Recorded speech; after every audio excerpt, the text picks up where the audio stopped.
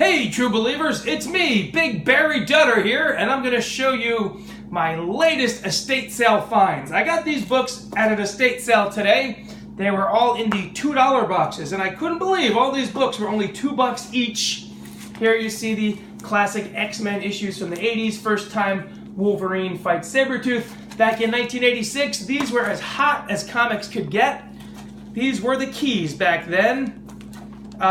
This is a great cover by John Romita Jr. That's another classic cover.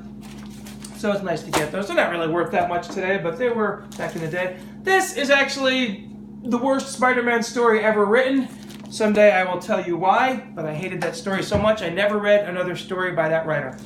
Next, this comic. I actually missed it. The first time there was four or five boxes of comics I was digging through at the estate sale. It was in a storage unit.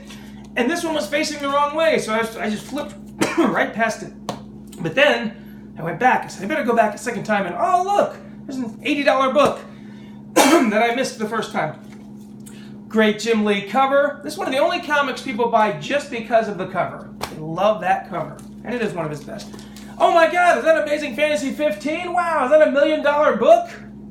Reprint, of course, still great. Here's a couple of Jonah Hex comics. They're not really worth anything, but I just like the covers. I think they're pretty well drawn. This is one of the greatest comic book covers of all time by the late, great Dave Stevens. It's the only issue of Airboy that anybody cares about these days. And here's first and second print. Not really worth that much, but fun to have them together. Here's a 10-cent Superman comic. You don't see those in the $2 bins too often. What I like about this one is it actually has a price tag on the back cover and it says $50 on it. I assure you that is not what I paid. Got a couple of X Factors here. Number 1, not really worth anything, but I have number 24, first appearance of Archangel, and that is a key issue. Kazar number 1, the only issue of Kazar that anybody gives a crap about. Sorry, Kazar, the days of Jungle Comics are long past. Another key, first appearance of Apocalypse. Full appearance, I should say. This one, I was not the first person to go through the comics today. There was one other guy who got there before me. The sale started at 8 a.m. I got there around 9. And these are the books that were left behind by the other guy. The books that he took, Spawn number 1, I think he got Heavy Metal Magazine number 1, which is like an $80 book. He got that for $1.50. And he had a couple of Silver Age. I saw his pile. But he left, this is a classic Fantastic Four Silver Age, Lee and Kirby. Left all these great books. First Rogue in the X-Men. Not one, but 2 copies of X-Men 266. First Gambit. And what I like about these is they both have prices written on them. This one says $3,200. This one says $2,500. I don't know who's going to pay those prices for these things, but they're like $100 each maybe. Next, we have the classic Days of Future Past storyline. I definitely need to put some backing boards on for those books. This is a fun one. It's a toy giveaway, and there's actually 2 copies. I didn't even know I had 2 of them. It's a John Byrne cover. That's fun. Let's see what else we got here. Here is the classic Hulk Days of Future Past. First appearance of the Maestro. That's, you know, soft key, I suppose. Here you go. That's a good one. It's one of the better books I got today. First Solo Warlock, Marvel Premiere number 1. Next we have, I got a lot of Venom today, as you're going to see. I grabbed as many Venom comics as I get my hands on. This is a comic I've never seen before, and it's from the Bronze Age. It was a promotional giveaway comic, and I love the Bronze Age. Oh look, it's from 7-Eleven.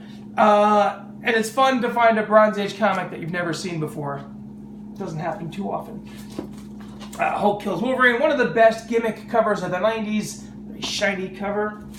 We have here 2 copies of Venom Possessing the Punisher.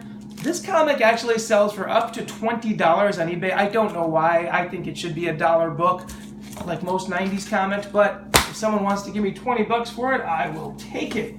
I got here the silver and the gold for Lady Death. People love shiny things.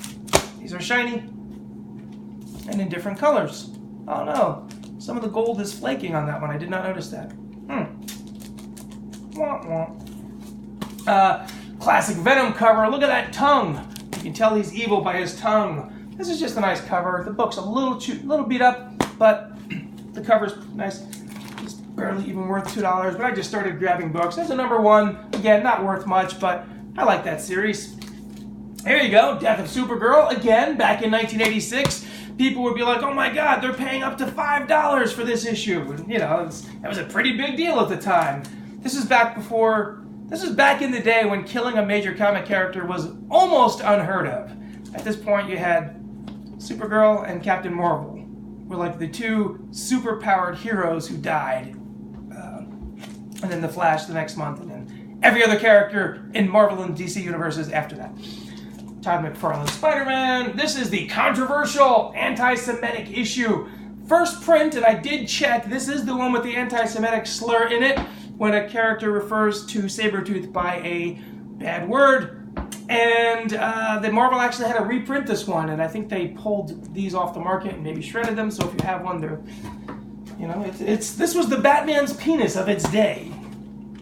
Speaking of Batman, I have here books 3 and 4 of the classic Dark Knight Returns. I haven't even checked if these are first print yet or not, but I hope they are. I'll check later. Here we have Spider-Man number 1, 2 different versions of that. First, Jim Lee on the X-Men, always fun. I got Spider-Man, there's an extra one there. I got 2 copies of 374 because why not? All the more Venom you can get, the better these days. I always thought this was a really silly concept, the spider armor, but people love it. It's a shiny cover. People like shiny things. This is the variant cover featuring Venom 2099. This character never really caught on, and I don't think that's really worth anything. I probably should have left that one behind, but whatever. First, Doomsday. Sometimes you start grabbing comics, and like again, this Hulk. These are 2 classic issues drawn by Todd McFarlane. He meets X-Factor. They're not really worth anything, but I don't know. It's hard for me to walk away from a good book. They're good books. This is a big run of the Maximum Carnage storyline. It's not complete. It's missing a couple parts, but it's a good chunk of the story. You're certainly going to get your money's worth of that one. Ah, here we go. A complete set of Venom, Lethal Protector. His first ever limited series. The conditions look real nice. This set is like a $40 set now, so I'm very happy with that. And I just started grabbing all the Venoms I can get my hands on. Here's some nice number 1s. Just lots more Venom. Can't go wrong there. This is just Dynamic Forces variant with the certificate. I did miss Heavy Metal number 1, as I said, so I just grabbed some Heavy Metals. This is from 1978, and these are just random Heavy Metals. Again, 78, 78. That's a really nice cover. 79. So I just grabbed a stack of Heavy Metals. They were only $1.50 each, and I know I can do something with those. Savage Tales, featuring Conan. I think this was the magazine that came before Savage Sword, so you got a couple of those. And then we have Savage Sword of Conan number 1 with Red Sonja. That's a great issue. And then I got 2 copies of number 2. I think this one might actually have some water damage, but oh well. I got number 3, number 4. There's actually 2 copies in here of number 4. I got number 5. That's an iconic cover. If you remember the movie Conan the Barbarian, that scene is in the movie. And 2 copies of number 6. And the annual number 1. Now I saved the best for last. That's right. Here we go. I'm really surprised I got these books. I didn't think I was going to get them. It is New Mutants 87 and 98. Of course, the first appearance of Cable and Deadpool. These books are super rare. There's only like 300,000 copies of this one and maybe 400,000 copies of this one in existence. Very hard to find. Just kidding about that. Of course, they're actually 2 of the most heavily printed, keys in existence. The conditions were nice. The seller was asking $325 for the pair. Talked him down to $250. And I can, hopefully make $500 or $600 selling these 2. So, there you have it. That was today's estate sale finds. It was a good sale. It worked out great. I didn't have to wake up at 4 in the morning. Didn't have to drive too far. And, when you go to these things, this is what you're always hoping to find. You're always hoping that the prices will be low that there won't be much competition. I had a good 30 minutes alone with those 4 boxes of comics to cherry pick the best of the best. There's some other books I got, but these are the best ones.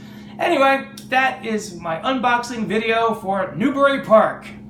Thanks for watching. I'm Barry Dutter. Well, till next time, we'll see you in the funny pages.